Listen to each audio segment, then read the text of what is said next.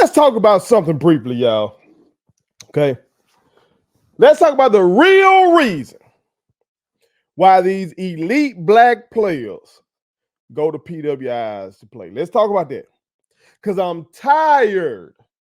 I am so exhausted by the BS narratives that I'm seeing online. They won't stop. Stop the bullshit. Let's talk about the real reason. And it's a great time to talk about it because I have a prime example of the real reason. Okay. But before we do, make sure you hit that subscribe button. I am your homeboy First. This is the realest, most entertaining sports show in the game. Put it on some. Again, hit that subscribe button, hit that like button, share, put all your people on it, okay? The real reason that these elite black players go to PWIs ain't got shit to do with no fucking facilities, okay? It ain't got shit to do with no TV rights. It ain't got shit to do with just an NFL pipeline and all this shit. Ain't got shit to do with that. The real reason these elite black players go to these PWIs is because they are paying these motherfuckers. They've been paying these motherfuckers. Okay? Big. Okay? They've been paying them way more than I ever made per year to be a teacher. Okay? Way more than most of you motherfuckers out here that are watching this make on your job. They're paying them. That's in basketball and football. They are paying them. What you talking about, Ferg? Why are you coming up with this all of a sudden? Okay. Utah football out of the Pac-12. Okay. They just had a viral post released. Okay. Celebrating the fact that Utah football gave each scholarship player a brand new truck. This football. There's a lot of motherfuckers on a football team. All of them got a brand new truck. Okay. And we ain't talking about no little bullshit truck now.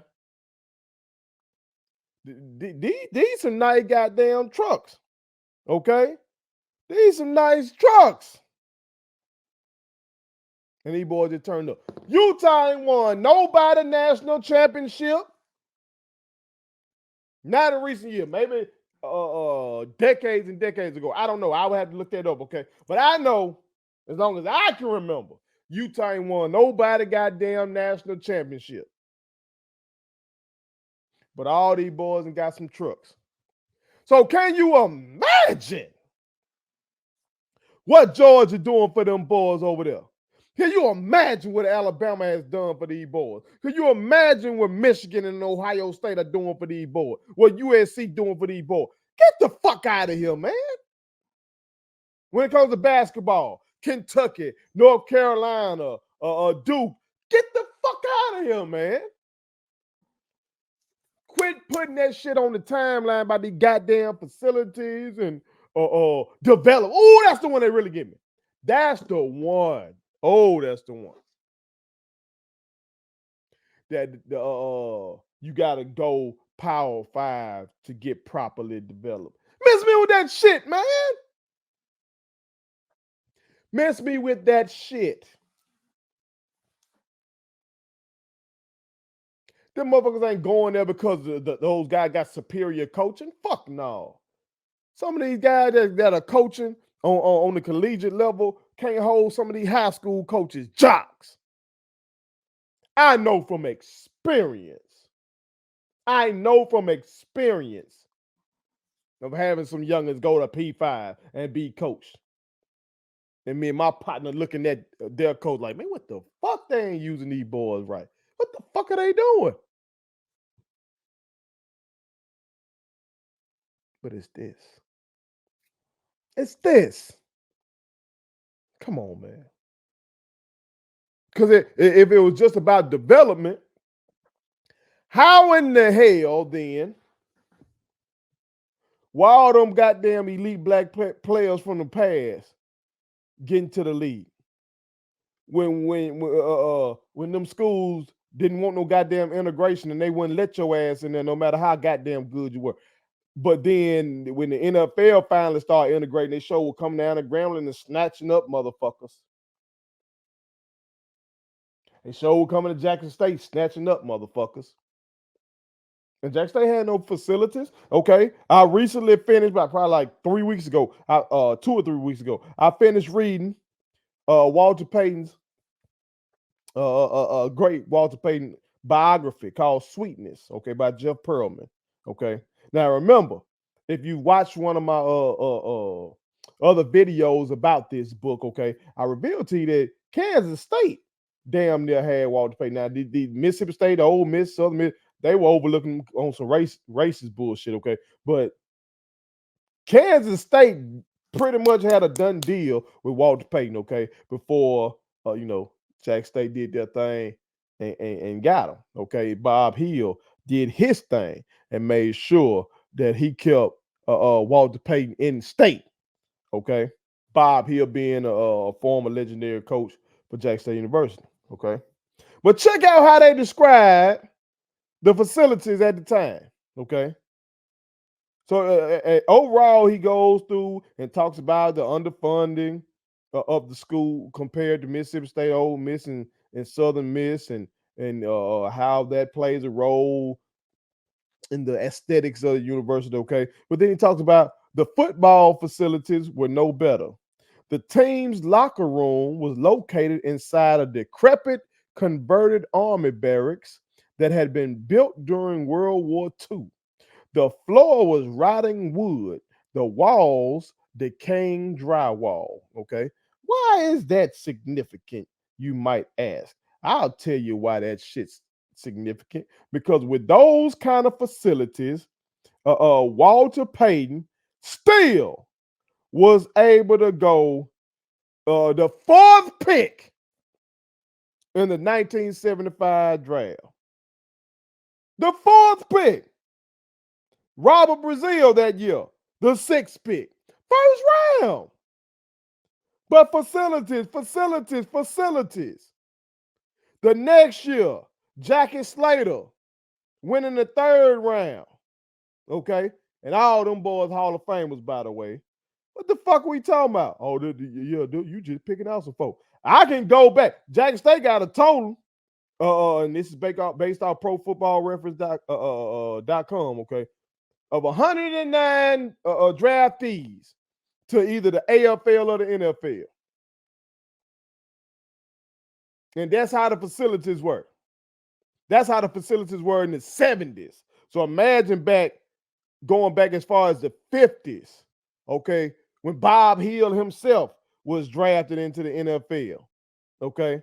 Get the fuck out of here, man.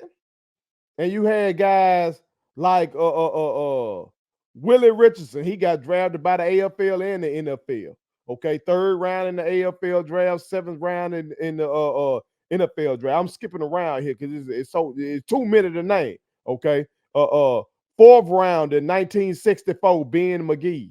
Okay, third rounder in 1965, Berlin Biggs. Okay, second rounder, Hall of Famer Leon Barney in 1967. Okay, second rounder in 1968, Tom Funches. Okay, second rounder, Rich Castor, tight end, 1970. Get the fuck out of here, man. First rounder, Jerome Barkham, tight end. First rounder, ninth pick, 1972. 1973, third round, Leon Gray. Fuck we talking about? It ain't just Walter. So it ain't just no anomaly. So how were they good enough to be drafted so high? How with the facilities? The lack of facilities. The fuck out of here, man. Because at the end of the day, your ass need a weight bench, a bench press, a squat rack, okay? And you need somewhere to run. That's what the fuck you need. All that other shit, look all that. Bruh, D-boy, Nick Saban didn't make Julio Jones big and fast. That boy did was big and fast. He didn't make Derrick Henry be a giant like that. He didn't. Come on, man. Miss me with this though. They developed him. No, the fuck they didn't. They paid him, and they were able to get the talent there.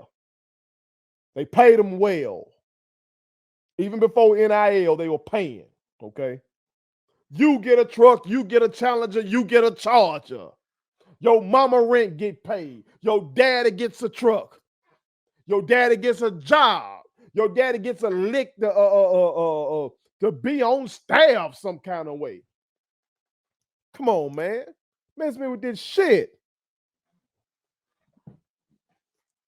Stop it. I'm tired of the narrative. Tired of it. Tired of seeing it online. I'm tired of hearing it from these motherfuckers in big sports media talking this bullshit. They know what's going on because hell, they got paid. Many of these talking heads that's on there, they know what's going on because they got paid. Many of these journalists that's on there know what's going on. They know the motherfuckers got paid, but they got to be hush-hush about it. I don't. So stop it. And a lot of this shit because of NIL is coming out in the open now. And I'm glad. And let's just acknowledge that. Let's just acknowledge that. So when you hear a motherfucker like Kwame Brown saying dumb shit like take the white folks to roll out the red carpet for you and all that kind of shit, just remember, motherfucker, they got the money to do that. They got the money to pay the coaches. They got the money to pay the players. That's what's going on. So if we want to see some kind of level in the playing field, then these rich motherfuckers that's talking all this shit, God damn it, become a booster and open up your checkbook and pay some of these players, these elite black players, to go play at a HBCU then. Otherwise, shut the fuck up about the issue. Shit. Tired of hearing it. These folks that be online holler about, oh, they develop them better. Shut up. Stop it. What the fuck they teaching? Because they got some little gadgets and gizmos for them to play with. But fuck that shit. If that's the case, if all that little shit works, why in the hell do we see these goddamn schools from the trap be whooping these folks' ass in basketball and football? Why? Why? Why is it not just the affluent high schools that win all the championships? Wherever you from. Why is that? Why? But y'all know goddamn well a lot of these schools that's in the trap or in impoverished rural communities, they be busting folks' ass. Be busting folks' ass. Why? Because all that other shit don't matter. So if it don't matter on the high school level, if if these players be so goddamn good on the high school level, they be in these Title I schools, I mean they in an impoverished school, you know, that's receiving federal dollars and stuff like that. They ain't one of them kind of schools. But they dominating, they killing, you know, and they so damn good that these coaches like Kirby Smart and Nick Saban and all these motherfuckers, they come to their broke ass school to see them. They go to these little trap high schools to see these players, okay? And I wonder why. How did the player get so good in this impoverished area where they ain't have all the bells and whistles? They ain't have all this shit. How? They ain't even got a track out there to run on. They barely got a weight room. How are these players good enough then that the Power 5 schools want them? Oh, it must be that all that shit really don't matter. That's what it must be then. I've been a coach. Last place I coached, my partner that I was coaching with, he used to put all our boys in some strength shoes. They make them do their training. They run their miles in strength shoes and jump the bleachers in strength shoes. Do you think all them motherfuckers just start flying through the air? No. The boys that had the talent, the boys that naturally had the bounce like that, they were the ones still flying. Did it help some? Yeah, minimally. Okay. The way we trained them helped to minimize injuries and all that kind of stuff. I'm sure that did. But in terms of taking these motherfuckers be acting like Alabama and Georgia be getting 2 stars and turning them into first round draft picks on the regular. Bullshit. Bullshit. That ain't why these boys be winning these national championships like that. It's because they be getting halls of talent. These motherfuckers that naturally got it. Parents used to be athletes. Dad is 6'5", 300 pounds. Mama, they mama 5'11", her damn self. Okay, all kind of shit like that. But you motherfuckers, because you want to make white right. That's what you want to give comfort to white supremacy. You got to find all these reasons other than what it really is. These motherfuckers got the money because the racial wealth gap. They got way more money than black people have, and therefore black graduates and black boosters at a HBCU and shit like that don't stand a chance of being able to give everybody on the damn team a truck. We can't do it. They ain't got no connections with folks like that can afford to give everybody on the damn team a truck. Come on, man.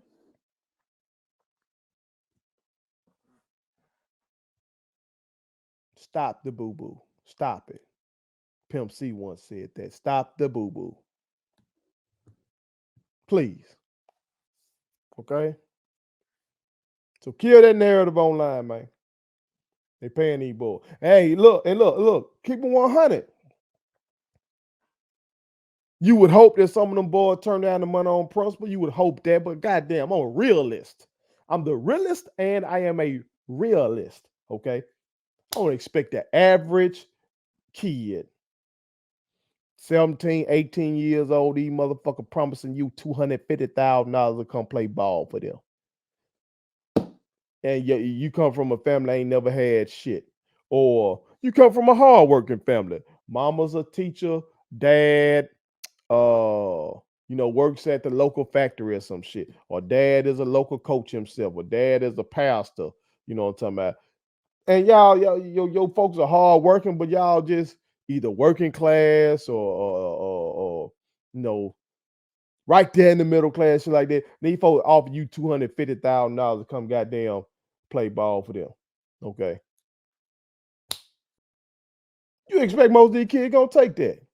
I get it. But let's acknowledge that.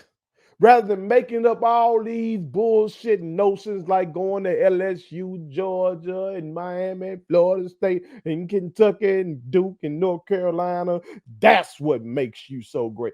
These motherfuckers go, let's talk basketball. These motherfuckers go play for John Calipari for 6 months.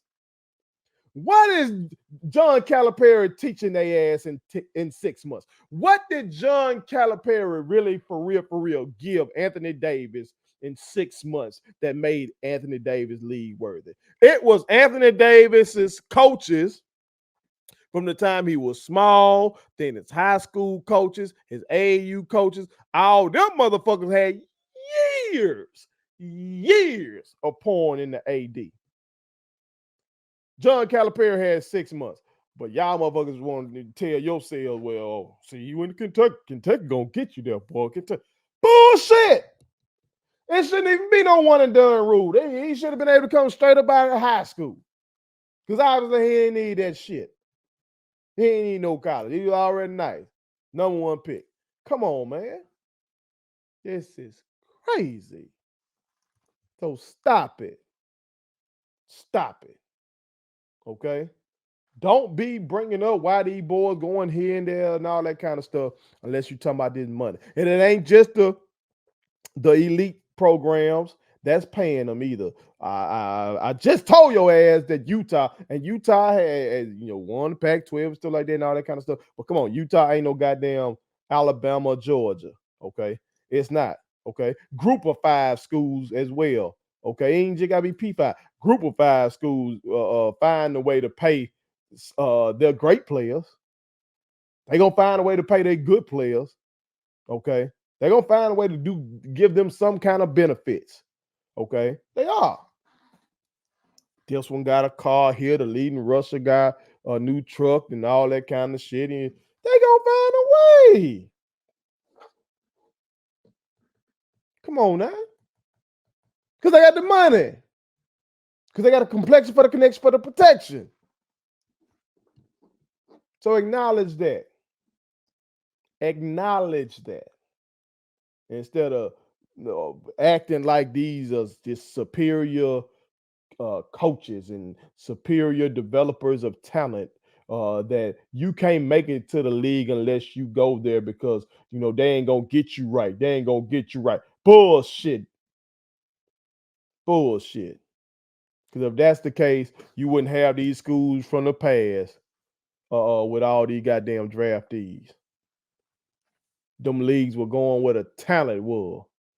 Once the professional leagues got past their own racist, segregationist bullshit, they were going to let me get the talent. Let me get where the boys at. Shit. The New York Knicks ain't had a championship since they had HBCU guys on Willis Reed and Earl the Pearl Monroe here. These motherfuckers were going to get the players from where they were. And at that time, they were still at HBCU. Still good enough. So miss me with that bullshit. And there was more of a discrepancy then in the facilities and everything like that. So miss me with that bullshit.